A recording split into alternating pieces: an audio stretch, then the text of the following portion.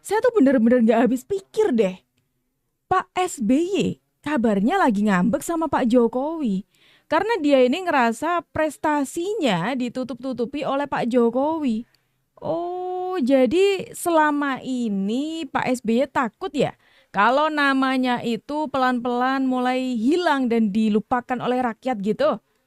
Tapi kenapa ya kok bisa sampai setakut itu kalau dilupakan oleh rakyat? Padahal nih, ibarat kata kayak hampir bisa dikatakan mustahil kalau rakyat sampai lupa sama mantan presiden. Iya kan? Tapi coba dulu kita ingat-ingat apa aja sih peninggalan eranya Pak SBY? Penasaran? Yuk kita kupas tuntas data dan faktanya di video ini. Tonton sampai selesai. Jangan sampai ada misunderstanding seolah-olah pemerintahan saya tidak membangun infrastruktur. Dan kalau dilihat di ruangan ini, catatan sejarah tidak sedikit infrastruktur yang saya bangun. Tidak ada Pak yang mengatakan bahwa Bapak itu tidak membangun infrastruktur. Tidak akan ada juga namanya presiden selama berkuasa atau selama menjabat tidak membangun infrastruktur sama sekali atau fasilitas publik, nggak mungkin. Cuman kan di sini yang dikatakan itu adalah perbandingannya, kuantitinya. Memang Bapak banyak juga. Cuman ketika Pak Jokowi udah menjabat, yang Bapak bangun itu terlihat sedikit karena yang dibangun Pak Jokowi itu terlalu banyak. Oh, lebih banyak. Hampir gitu 5 ya? kali lipat dari pembangunan Bapak sendiri atau 10 kali lipat lah kita bilang. Oke. Nah, makanya jangan terlalu dibawa sensitif aja Pak, gitu Pak maksudnya. Oh, ternyata ini ada lagi panik teman-teman. Karena ada yang merasa seorang mantan presiden, kita sebut saja Pak SBY, ya, itu menyebut ya oke lah kalau Pak Jokowi ibaratnya seperti ini. Oke lah kalau Pak Jokowi bangun banyak infrastruktur, tapi jangan kok kemudian seolah saya tidak membangun apa-apa. Iya benar sih Pak, setiap presiden itu pasti meninggalkan jejaknya termasuk salah satunya itu pembangunan. Saya percaya betul kalau Bapak itu juga meninggalkan jejak-jejak itu. Cuma kenapa kok di sini nampak sekali Bapak kelihatan nggak senang gitu loh ya. Kalau Pak Jokowi lebih unggul dari Bapak. Atau jangan-jangan ada pembangunan yang mencoreng nama Bapak gitu? Inilah bentuk Candi Hambalang, mega proyek yang menjadi saksi bisu peninggalan koruptor Indonesia. Berdiri di lahan seluas 32 hektar, komplek Hambalang ini sejatinya akan dijadikan sebagai sekolah nasional khusus atlet dengan berbagai sarana olahraga. Namun yang terjadi, proyek itu malah dijadikan bacakan para pejabat untuk memperkaya diri sendiri. Anggaran yang semula mencapai 125 miliar membengkak menjadi 2,5 triliun. Dan yang paling miris adalah mega proyek itu ternyata dibangun di atas tanah yang rapuh dan rawan longsor. Terbukti ada 2 gedung yang telah ambles pada tahun 2011. Namun hal itu diabaikan sejak awal. Ini jugalah yang menjadi alasan pembangunan Hambalang sulit untuk dilanjutkan. Waduh. Ini jangan lupa diakui loh Pak ya. Tadi kan Bapak menyebut soal pembangunan ini juga salah satu rekam jejaknya Bapak sih. Mangkrak tapi Pak, aduh jejak buruk nih. Apa jangan-jangan ini nih yang ngebuat Bapak tuh kayak sensi banget sama Pak Jokowi karena pembangunan di eranya Pak Jokowi kan sangat banyak ya. Terus kayaknya sangat agak jauh jaraknya dengan era Bapak gitu. Apakah seperti itu? Masih ingat SBY? Masih ingat SBY? Ada yang rindu SBY? Kita rindu kebijakan-kebijakan yang pro rakyat. Demokrat tidak ingin banyak janji. Tapi kita sudah pernah memberikan bukti selama 10 tahun di bawah kepemimpinan Presiden SBY. Dan ini buktinya. Jalan rusak di depan rumah salah satu tokoh pemrakarsa Kabupaten Samosir. Langsung dikasih tunjuk. Hanya butuh sama 5 tahun netizen. di era Jokowi, jalan mulus dan luas di lokasi yang sama.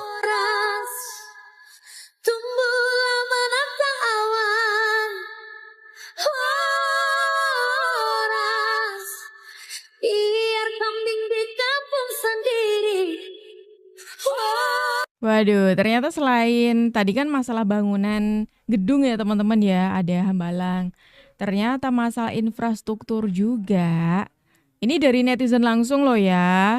Ada buktinya juga loh ya gitu. Jadi kayak Oh ya, kalian aja deh teman-teman yang coba menilai ya. Silakan tulis penilaian kalian di kolom komentar ya. Dan bicara soal protesnya Pak SBY tadi teman-teman ya. Satu jadi ngulik-ngulik juga dong tentunya tentang rekam jejaknya Pak SBY. Ternyata nih fakta yang gak kalah mengejutkannya.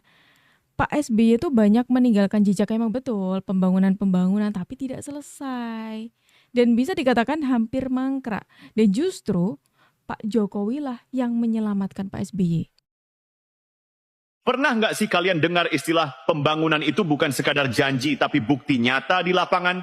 Nah, hari ini kita bakal bahas sesuatu yang sering luput dari perhatian publik. Tentang bagaimana Presiden Joko Widodo diam-diam menuntaskan pekerjaan rumah besar yang dulu ditinggalkan begitu saja di era Presiden SBY. Dan yang menarik, ini bukan soal sentimen politik. Ini soal data, fakta, dan hasil kerja nyata. Saudara-saudara, mari kita buka satu persatu. Dari data yang dihimpun harian Kompas, ternyata ada sederet proyek besar yang mangkrak di era Susilo Bambang Yudhoyono. Tapi diselesaikan di tangan dingin Joko Widodo. Pertama, proyek tol Pemalang Semarang. Bayangkan, proyek ini sudah digagas sejak tahun 2006, tapi mandek bertahun-tahun tanpa kejelasan. Baru ketika Jokowi menjabat, proyek ini disikat habis dan selesai. Artinya apa? Butuh kemauan politik dan kepemimpinan eksekusi, bukan sekadar tanda tangan kontrak, tapi memastikan aspal benar-benar terbentang di lapangan. Kedua, proyek Jembatan Merah Putih di Ambon. Sudah dimulai sejak 2011, tapi berhenti di tengah jalan. Proyek ini menelan biaya lebih dari 772 miliar rupiah. Dan baru di era Jokowi, jembatan ikonik itu akhirnya berdiri megah. Bukan hanya sebagai infrastruktur, tapi simbol pemersatu Indonesia Timur. Ketiga, Bandara Kertajati di Majalengka, Jawa Barat. Bandara ini sudah lama digembar-gemborkan di masa SBY, tapi tak kunjung jadi karena alasan teknis. Termasuk soal pengalihan aliran sungai di ujung landasan pacu. Lalu datang Jokowi dengan pendekatan khasnya, tuntasin dulu masalahnya, baru ngomong hasilnya. Dan benar saja, bandara itu akhirnya diresmikan di masa pemerintahannya. Keempat, PLTU Batang di Jawa Tengah. Ini proyek energi besar dengan nilai mencapai 4 miliar dolar Amerika Serikat dan kapasitas 2.000 megawatt. Tapi proyek ini sempat jadi cerita klasik, tersandera pembebasan lahan. Selama 4 tahun, mandek tanpa solusi. Baru ketika Jokowi turun tangan, proyek itu hidup lagi. Sekarang, pembangkit listrik tenaga uap Batang jadi salah satu penopang utama pasokan listrik nasional. Kelima, proyek tol Balikpapan Samarinda, jalan tol pertama di Kalimantan. Sebelum Jokowi, wacana soal tol di Kalimantan cuma sebatas mimpi di atas kertas. Tapi di era Jokowi, jalan itu benar-benar terbentak, menghubungkan 2 kota penting di jantung ekonomi Kalimantan Timur. Dan terakhir, proyek raksasa, tol Trans Sumatera. Panjangnya mencapai 2.900 km dari Lampung sampai Aceh. Bayangkan, hampir sepanjang tulang punggung Pulau Sumatera. Sebelumnya, proyek ini dianggap mustahil. Tapi di tangan Jokowi, tol ini bukan lagi mimpi, melainkan fakta yang bisa dilalui kendaraan hari ini. Nah, disinilah bedanya 2 gaya kepemimpinan itu terlihat. Nah, gimana teman-teman? Sudah nampak ya? Di eranya Pak SBY, ya seperti yang tadi sudah aku sempat singgung ya kan, tiap presiden itu pasti meninggalkan jejak, dan saya percaya soal itu. Tiap presiden itu pasti. Cuman tinggal peninggalan yang semacam apa nih, ya kan?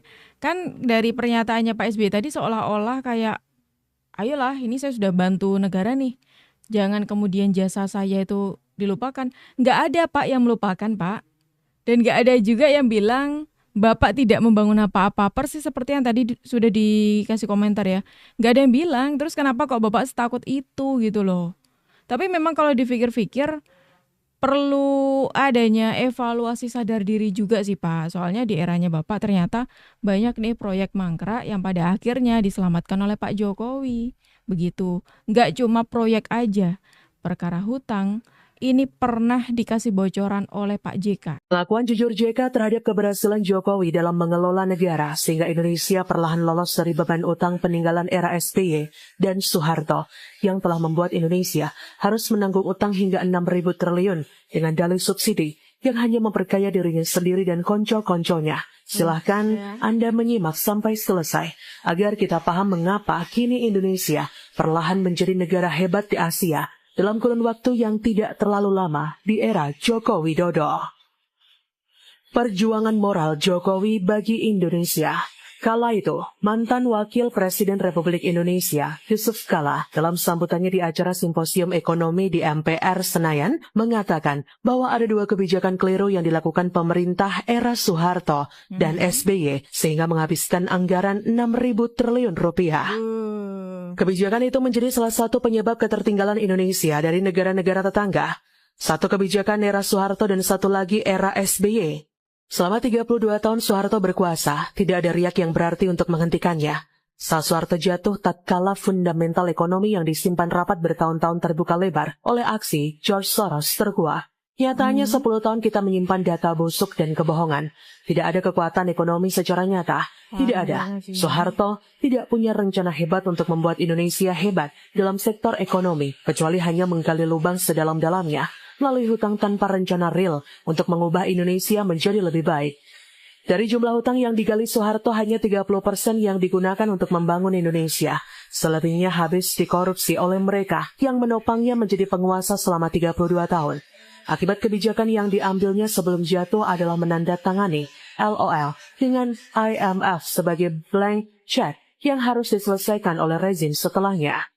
Beban masalah yang ditinggalkan Soeharto kalau dikurskan sekarang dan ditambah dengan bunga obligasi rekap mencapai 3.000 triliun rupiah. Nah, perkara hutang pun yang kerap kali disinggung ya kan, masalah hutang ke Pak Jokowi dan lain sebagainya. Di eranya Pak Jokowi saja sudah melunasi segitu banyaknya utang. Ya meskipun memang masih ada sampai detik ini. Cuma kan ya namanya itu kan nggak bisa langsungan gitu kan teman-teman. Pasti ada perjanjian di situ. Yang kemudian ini jadi semakin menambah bukti bahwa wajar aja sih kalau rakyat lebih mengingat Pak Jokowi ketimbang Pak SBY. Ya karena rekam jejaknya seperti itu ya kan. Nampaknya dari pembangunan lebih dirasakan pembangunan di era Pak Joko Widodo. Mungkin bisa jadi karena lebih bermanfaat dan lain sebagainya. Begitu ya kan. Jadi kayak nampaknya Pak SBY sampai mengatakan hal itu karena satu-satunya yang masuk akal adalah cemburu dengan ketenarannya Pak Jokowi. Ya mana meskipun sudah purna tugas tapi tetap tenar. Terus dibicarakan dan lain sebagainya. SBY paling jago memposisikan dirinya sebagai korban. Saya ingat ya pada waktu itu saya tanya sama Bang Taufik. Itu benar nggak Bang lu ngomong SBY itu jenderal apa? Aman kanak-kanak. Anak kecil. Ya Jo, ceritanya gue lagi jalan, ada wartawan nanya. Ya, yang ngeset juga mungkin orangnya SBY. Betul nggak? Dia yang nanya, betul nggak SBY jenderal kanak-kanak? Kalau gue jalan dia bilang iya.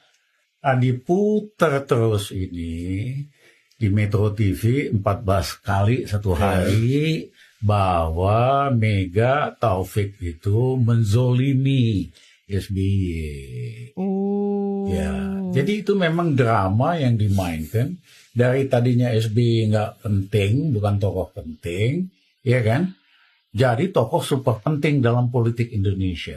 Oh, ini dibocorkan oleh Pak Rizal Ramli teman-teman ya.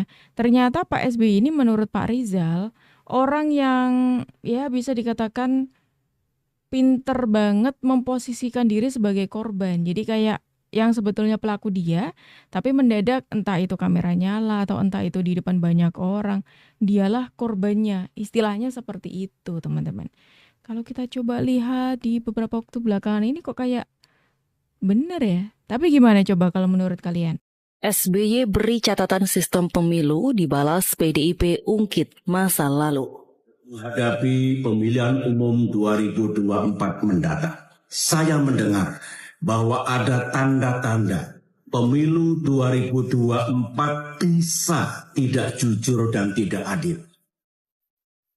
Mantan Presiden RI ke-6 yang sekarang menjabat Ketua Majelis Tinggi Partai Demokrat Susilo Bambang Yudhoyono atau SBY terpaksa menelan pil pahit setelah PDIP membalas dengan telak pernyataannya belum lama ini, di mana Partai Demokrat dan PDIP saling sentil soal sistem pemilu yang kini tengah diuji di Mahkamah Konstitusi. Kedua partai ini pun berseberangan dalam menanggapi isu ini.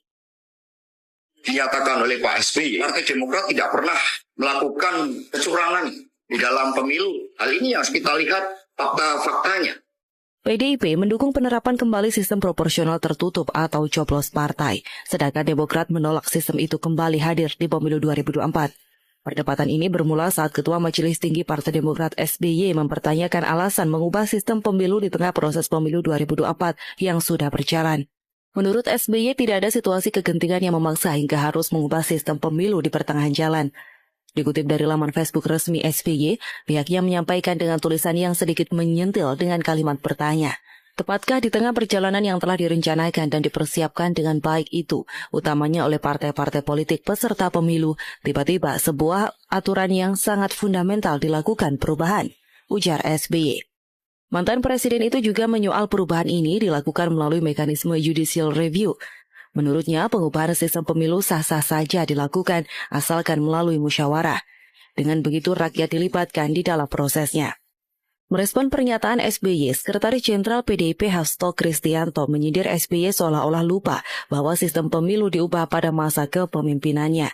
Hasto mengungkit perubahan pada 2008 itu dilakukan melalui JR oleh beberapa kader Demokrat dan bukan musyawarah.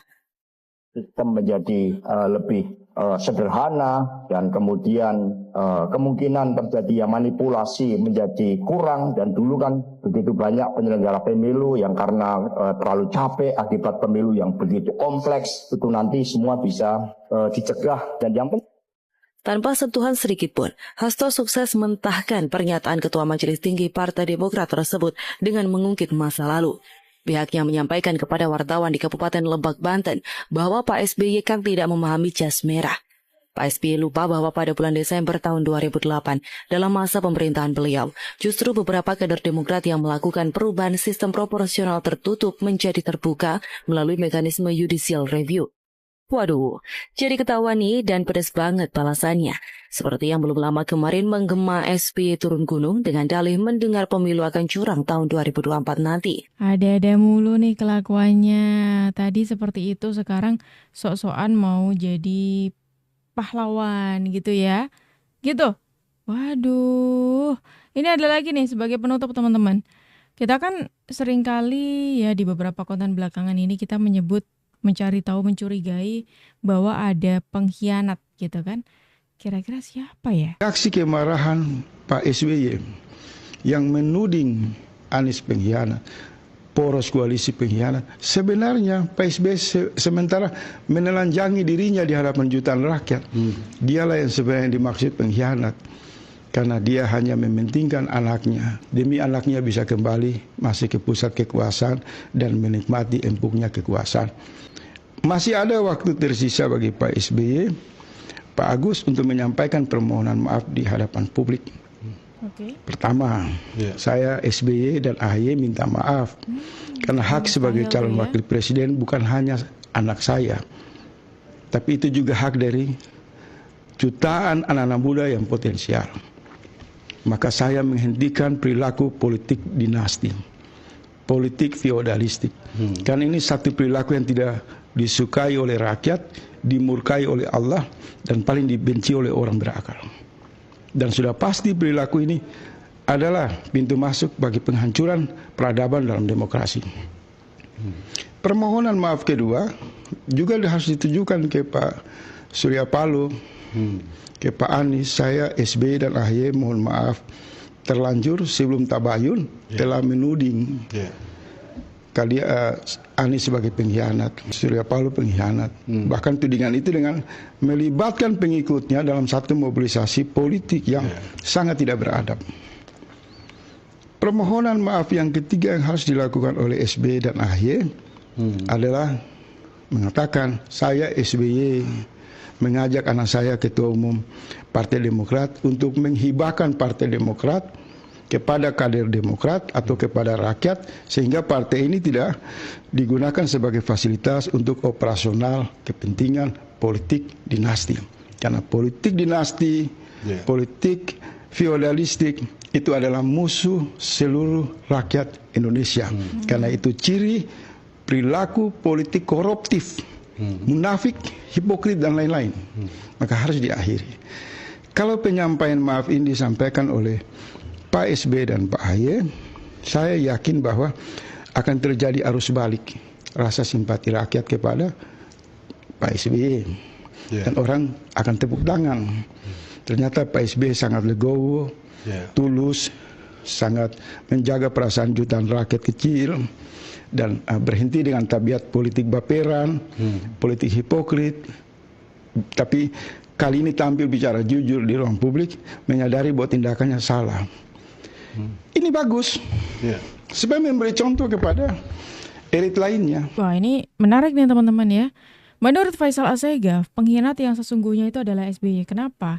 Kalian masih ingat kan Pilpres 2024 ketika AHY itu tidak jadi mendampingi Anies maju, ya kan? Pak SBY itu kan kayak benci setengah mati sama Pak Anies karena merasa dikhianati. Ibarat kata kayak Pak SBY itu mau mengatakan seperti ini. Kenapa nggak milih anak saya? Anak saya lebih mumpuni nih ketimbang calon Anda Caimin itu gitu kan. Tapi di sisi lain dari statementnya Pak SBY seperti itu, kayak seolah menjunjung tinggi anaknya, seolah-olah cuma anak yang terbaik, itu seperti menutup pintu atau menutup gerbang untuk anak-anak bangsa yang bisa dikatakan ya juga mumpuni bisa memimpin Indonesia. Itu teman-teman. Makanya diakhiri dengan siapa yang berkhianat? Jangan-jangan bukan si A, si B, si C pengkhianatnya, tapi Demokrat SBY AHY. Coba menurut kalian gimana teman-teman? Silakan tulis di kolom komentar. Dan terima kasih karena kalian sudah menemani aku dari awal sampai akhir. Aku Jubu pamit undur diri, sampai jumpa.